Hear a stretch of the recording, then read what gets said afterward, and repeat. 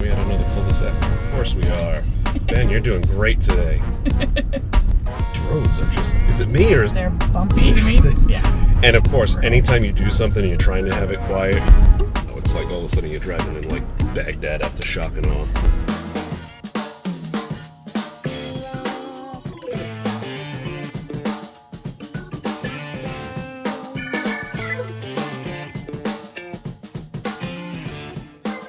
Hey, welcome into Carpooling with Ben. You know, it's no secret that there is a major epidemic across the country, really across the world, when it comes to addiction, especially with the opioid crisis. And there are many groups out there, many agencies out there who try to do anything they can to help people.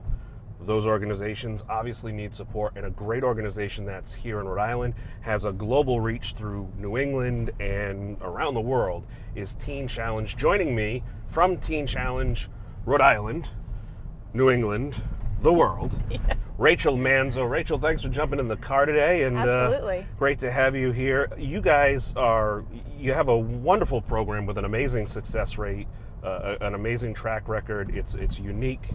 Tell us about it. Sure. So Teen Challenge, like you mentioned, Ben, it is a global organization. We've been around for over 60 years, so we really are reaching people into the uttermost parts of the world. But I am here to talk to you about Teen Challenge Rhode Island, which we have been around for 25 years this year.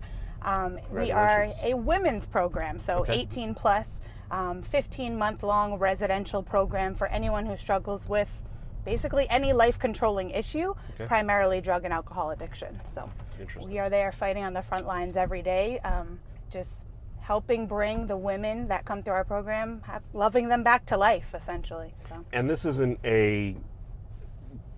here's a 48-hour check-in, this isn't a day program, this is a residential program, fully immersive, and really, from what I know of the organization, you guys don't just focus on the little thing that is the addiction, which is really a big thing, but in the grand scheme of things, you focus on the person's entire life. And while Rhode Island is women, there are locations that also help with men. Yes, absolutely.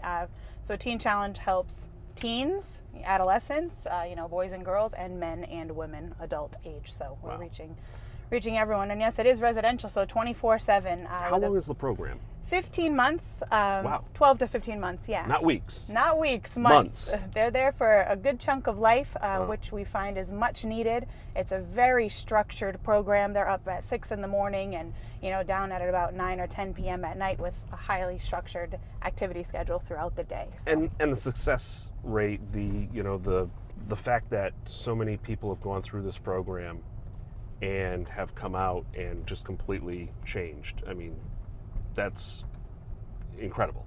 It's beyond words, absolutely. We have a fabulous program, and I can only attest that to the inside transformation that takes place. We are faith-based, so we believe that God is the missing component in recovery.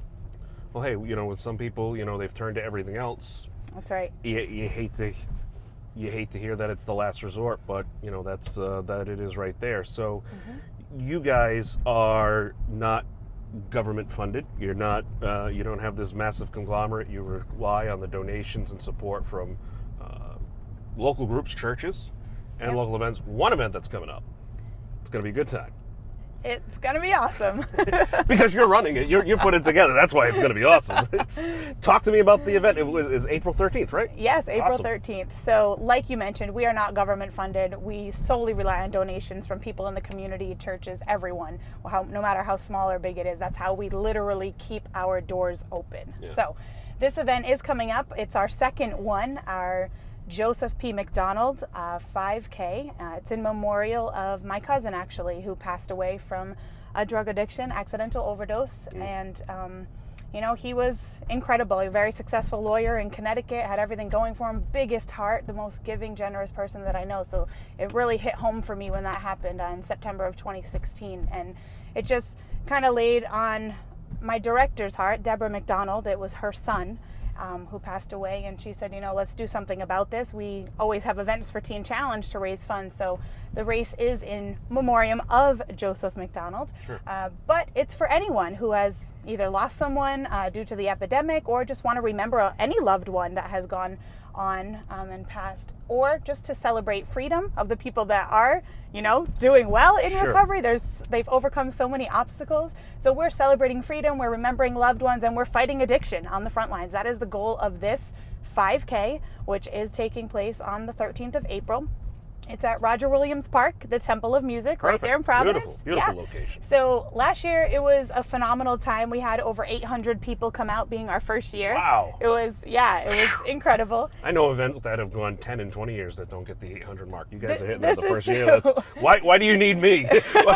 No, you don't need me. You need everybody's support, and that's where people can sign up. That's right, and that's what it really came down to. And if you can't run, or you can't walk, or you don't want to come push your kids in a stroller or walk your dog in the park, you can give, and that's the thing. And besides giving, you can pray that this event is another huge success. But so we are looking for, it is a fundraiser, so we're always looking for donations, but more importantly, people to come out the day of and have a good time and just remember loved ones and celebrate freedom, like I said, and support Teen Challenge. It is a great program. I've heard many stories of success, and people can just obviously go to your Facebook page, your website, and really just see video after video and read story after story of just how the impact has happened. And it's incredible that from a tragedy within your own family, a family that's been involved with church and with this program for years, that these things come, you don't know it, you don't realize it. And so for you guys, your family, to come from that and to turn it around, that's very honorable. It's very incredible to see that. Yeah, absolutely. And the biggest piece of this is, of course, it's not just about Joseph McDonald, or JoJo as we called him. It's about so many of the families. This epidemic is reaching every family. So this we found through the past year with working with different people that have come out and created a team for their loved one, or just for fun to support Teen Challenge. It's a healing process. These families are able to work through some of their grief by coming out and keeping their loved one's memory alive, and also celebrating while supporting Teen Challenge, which helps still fight addiction. We can dwell on the people that are gone, and it is so unfortunate, but at the same time, there's people out there right now making good choices that are in our program, that are overcoming obstacles. So that's what we're here about, to encourage them, support them, spread hope that Teen Challenge is one of the vessels being used to help save lives, to help change lives.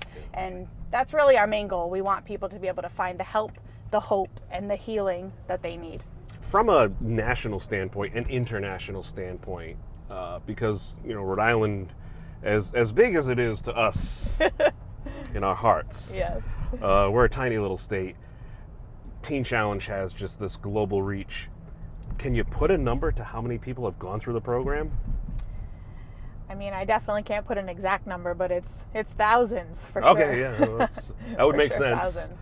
I'm sure it's well into. I would imagine it's way up, like in over 100,000. Definitely. years. We've been around for over 60 Sure. years, so Yeah. that's Wow, some simple that's, math. Just in New England and New Jersey alone, which Teen Challenge Rhode Island is a part of, we have 10 campuses that service adolescents, men and women. So some of them, the Women's Home in Rhode Island is 16 beds is our maximum capacity, so that's not a very large number, but I can tell you that they're always full, unfortunately, and the minute that a bed opens up, it's getting filled within days. So we're always trying to expand as New England and New Jersey, and just kind of build upon our current centers and make more beds. Unfortunately, the need is so great. So if somebody's watching this and they know of an adolescent or a man, where is the nearest location to this area for those other two classifications? Sure. So the two closest men's programs would be in Boston and Brockton, Massachusetts. There's also one in Connecticut, New Hampshire, Vermont, Maine, and New Jersey. And then for adolescents, it would be in southeastern Massachusetts as well. Okay, great. Well, that's awesome. Folks, if you want to learn more about Teen Challenge Rhode Island, Teen Challenge New England, Teen Challenge Worldwide, just follow the links in the show notes here. And if you want to join the race on April 13th, it's going to be a wonderful day. We already know it's going to be beautiful weather out. Even if it's raining, it's going to be awesome because the funds being raised are just going to help so many people and just make such an impact.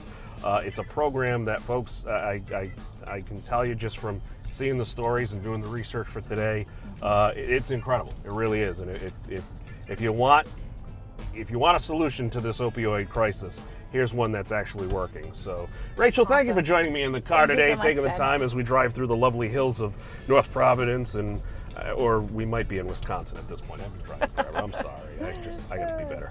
My pleasure. Thank you for having us.